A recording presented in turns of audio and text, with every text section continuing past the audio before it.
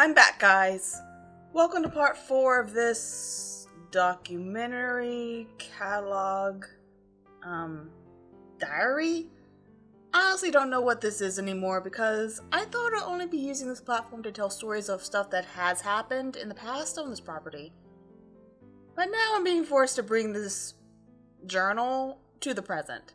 You see, these people from the organization did come to see about the Keelik. And now there's a guy named Mark living in my house and sleeping on my couch. Well, not really sleeping, more unconscious, but we'll get to that part later.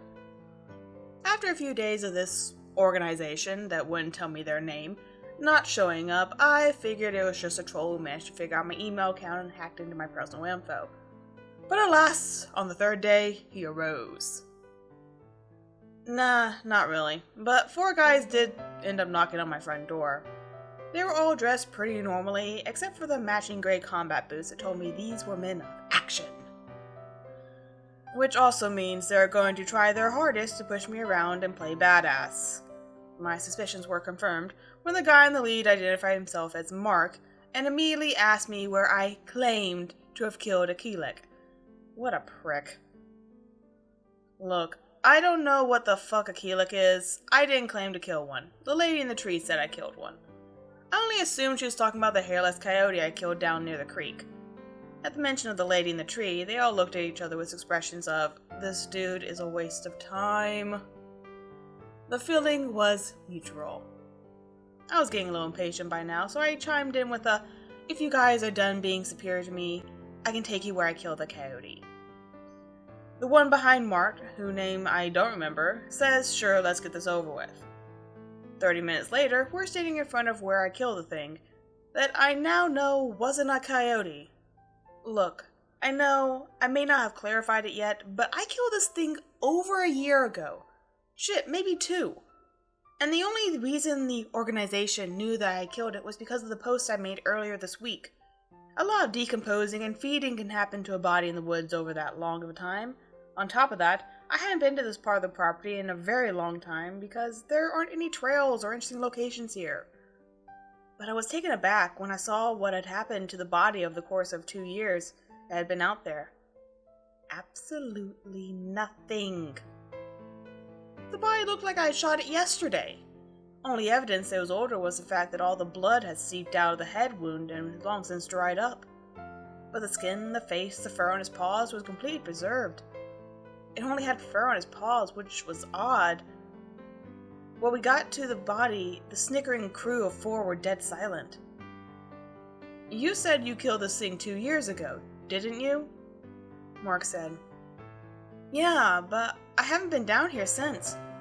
Why is this thing still preserved like that? What the hell is happening here?" I questioned. One of the guys who hadn't said a word until this point chimed in. "Keeliks are so unnatural and dark that nothing that occurs in nature will have anything to do with an authentic one. That includes bacteria, fungi, and scavenger animals." Then he muttered something about a level 107 beast. Mark looked at me with a serious face and said, "So if this Keelik story is true, does that mean all the shit you said in those posts about this place were true?" Before I could answer with a, "What do you think, asshole?" a low, raspy laughter started to surround us and began closing in. It was coming from all directions. We looked up from the body to see at least 50 hooded figures surrounding us, laughing maniacally. All 4 of the military men pulled their concealed pistols and took aim, but before they could fire a shot, I called out over the laughing, "Hector, I told you next time you and little Chosen crew sneak up on me, I'm kicking your asses again!"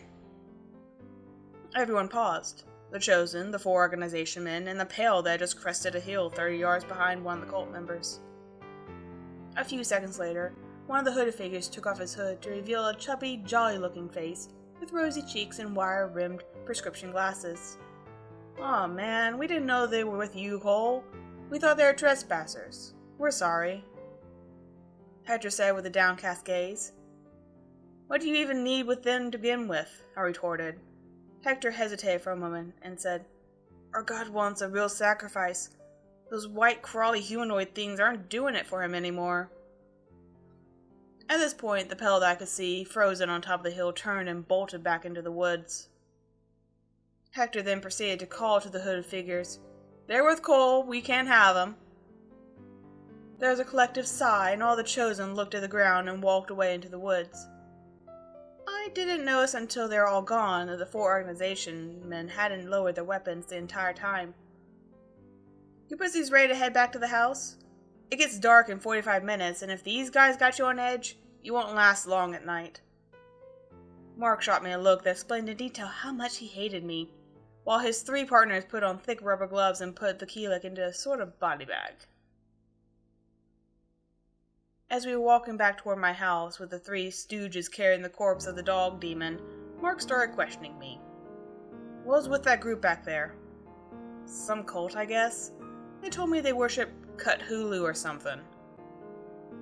He seemed kind of taken aback for a moment, and then asked, "Why do they seem wary of you, but didn't flinch when we had guns trained on them?" "Simple.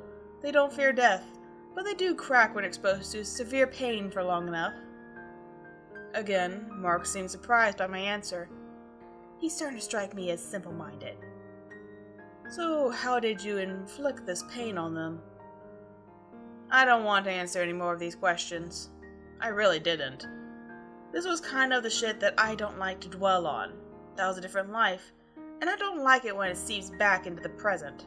Sure, it's nice to have the local murder cult leave you alone, but I use methods that I regret to get that luxury. The last thing Marge said to me on our hike back to the house was, "Look, dude, my mind is telling me you're a batshit crazy, but my instincts are telling me that you're a threat. Which one are you?" I looked him dead in the eyes and mumbled, "That's up to you." Let me tell you, the look on his face was priceless. I love mind games. A few minutes later, we reached the house, and all 4 of the goons walked up to the big black van they had arrived in. They started loading up the body, and as I reached my doorknob to go inside, I hear Mark start raising his voice while on his phone. "What? This guy isn't even right in the head. I know there's stuff out here, but why with... Look, let me get a team down. Okay, yes, he does have experience, but... Wait.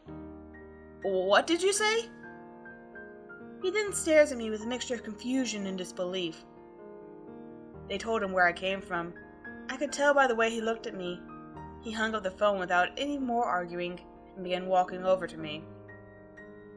As he reached me, he says, "My higher-ups have told me that I need to stay with you for a while and keep an eye on the activity around here." I responded with, "You can't be serious." "Wish I wasn't," he said back then and added, "They also want me to remind you that you didn't pay for this house or this property." With that, I opened the door with my best butler impression and gestured for him to enter my home. As he walked through the door and dropped what I assumed was his emergency bug-out bag on the floor, he froze. Can I just say one thing real quick? Fuck Skinny. I didn't hear how heavy he was breathing at first because the van was making noise as it was driving away. But as those sounds faded, I realized Mark was breathing like he had just sprinted a marathon. His eyes were trained on the window, with his body completely rigid, with his hand on his hip ready to draw his gun. I followed his gaze to the window where I had confronted Skinny many times before, and sure enough, there he was. Only this time, he wasn't someone I recognized. This time, he was a fairly attractive, tall, and athletic blonde woman. She was smiling and holding a heart-shaped balloon. Upon closer inspection, I could tell the balloon read, "It's a girl." I rushed in front of Mark to try and snap him out of what a trance he was in, but I soon realized tears were welling up in his eyes.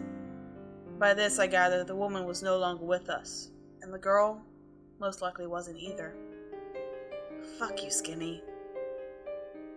I calmly started explaining what Skinny was to Mark, but soon after I started, he stopped me. "I read the stories, Cole. I know that you've talked about this thing before, but I'm trained to handle these kind of things, so don't worry about me, 'cause I'm gonna fucking kill it!" With that, he made a mad dash for the back door in an effort to get outside and confront Skinny. I managed to block him and push him to the ground, saying, "He won't come inside, so you keep your shit together and we live." Mark wasn't in a listening mood, though. He jumped to his feet, straight into a fighting stance. Oh, great. After a second, he threw a fast left hook straight for my face. But he wasn't fast enough. I ducked under the swing and connected my elbow to the underside of his chin. He went out like a light, and by the time the scuffle was over, Skinny was gone. I put Mark on the couch, and now I'm typing this, thinking about going through his computer before he wakes up anyway. That's it for today. Please, if anyone knows what a Keeluk is, let me know. What did I kill? What did Mark mean by he was trained to deal with these kind of things? What is he? A monster hunter or something? I'll try to get some answers before my next post. See y'all soon.